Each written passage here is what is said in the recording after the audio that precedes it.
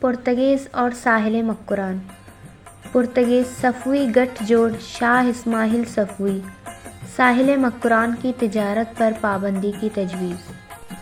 ہندوستان کے مغل بادشاہوں کی طرح صفوی بھی بحری قوت سے محروم تھے، اگرچہ تمام ایران پر وہ دسترس حاصل کرنے میں کامیاب ہوئے تھے۔ بحری قوت سے محرومی بحری تجارت کی راہ میں رکاوٹ تھی۔ اسی طرح پرتگیز اگرچہ بحری قوت میں یکتا تھے، لیکن بر یعنی سرزمین پر ان کی کوئی گرفت نہ تھی، اس لیے ان کی کوشش یہی تھی کہ وہ ساحلوں پر قبضہ کر کے سرزمین سے بحری تجارت کو استحکام بخشیں۔ ان دونوں سپر پاوروں کے مد مقابل بلوچ تھے، جو بر و بحر دونوں جگہوں پر یکساں موجود تھے۔ پرتگیزوں کی آمد کے بعد ہی فارس کے شاہ اسماعیل صفوی کو ساحلی بندرگاہوں اور بحری قوت کی اہمیت کا اندازہ ہوا۔ پہلی مرتبہ جب پرتگیز ہرمز پہنچے تو صفویوں نے ان سے خوشگوار تعلق پیدا کرنے کی کوشش کی، لیکن یہ سب کچھ اس وقت ناخوشگواری میں تبدیل ہوا جب شاہ اسماعیل کے ایلچی نے پرتگیزوں سے مالیہ کی وصولی کا مطالبہ کیا، کیونکہ شاہ اسماعیل کو معلوم تھا کہ بحری تجارت میں پرتگیزیوں کی آمدنی ان کی تصور سے زیادہ ہے۔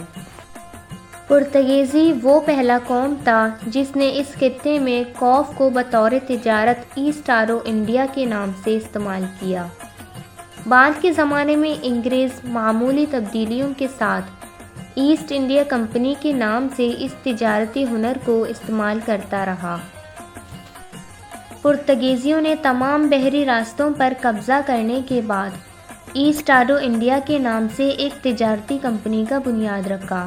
تمام تجارت ایسٹ آرو انڈیا کے ذریعے ہونے لگا۔ جو تاجر ایسٹ آرو انڈیا کے ساتھ شامل نہ ہوتا اسے سمندر میں لوٹ مار کا سامنا کرنا پڑتا، اس لیے تاجر مجبوراً تجارت کے لیے ایسٹ آرو انڈیا کی مدد حاصل کیا کرتے تھے۔ شاہ اسماعیل بھی پرتگیزیوں کی طرح ساحلوں پر دسترس کے لیے کوششیں کرنے لگا، لیکن اسے اس سلسلے میں کوئی کارگر کامیابی نہ مل سکا۔ پرتگیز ہرمز میں زیادہ دیر تک قیام نہ کر سکے، وہ ہرمز چھوڑ کر جا چکے تھے۔ ان کے جانے کے بعد شاہ اسماعیل کو اندازہ ہوا کہ مکران کے ساحلوں تک رسائی کے لیے پرتگیزی ان کی بہتر مدد کر سکتے ہیں۔ دوسری طرف بحیرہ بلوچ اور بحیرہ عرب پر مکمل کنٹرول حاصل کرنے کے لیے پرتگیزیوں کو شاہ اسماعیل صفوی جیسے لوگوں کی ضرورت تھی۔ پرتگیزی وہ پہلا قوم تھا جس نے اس خطے میں خوف کو بطور تجارت ایسٹ آرو انڈیا کے نام سے استعمال کیا۔ بعد کے زمانے میں انگریز معمولی تبدیلیوں کے ساتھ ایسٹ انڈیا کمپنی کے نام سے اس تجارتی ہنر کو استعمال کرتا رہا۔ پرتگیزیوں نے تمام بحری راستوں پر قبضہ کرنے کے بعد ایسٹ آرو انڈیا کے نام سے ایک تجارتی کمپنی کا بنیاد رکھا۔ تمام تجارت ایسٹ آرو انڈیا کے ذریعے ہونے لگا۔ جو تاجر ایسٹ آرو انڈیا کے ساتھ شامل نہ ہوتا اسے سمندر میں لوٹ مار کا سامنا کرنا پڑتا، اس لیے تاجر مجبوراً تجارت کے لیے ایسٹ آرو انڈیا کی مدد حاصل کیا کرتے تھے۔ شاہ اسماعیل صفوی کی طرف سے پرتگیزیوں پر بار بار یہ زور دیا جا رہا تھا کہ وہ کسی بھی طرح ساحل مکران پر ان کی عملداری قائم کرنے میں ان کی مدد کریں۔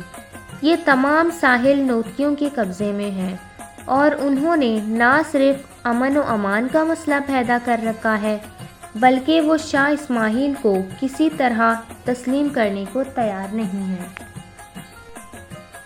آخر میں ان دونوں قوتوں کے درمیان طے پایا کہ ساحل مکران کی تجارت پر مکمل پابندی عائد کی جائے اور یہ طے کیا جائے کہ تمام تجارت اس خطے سے نہ صرف ہرمز سے ہوا کرے گا، اسی طرح پرتگیزی اور صفوی ساحل مکران سے ہونے والی تجارت کو نقصان پہنچانے میں کامیاب ہوئے۔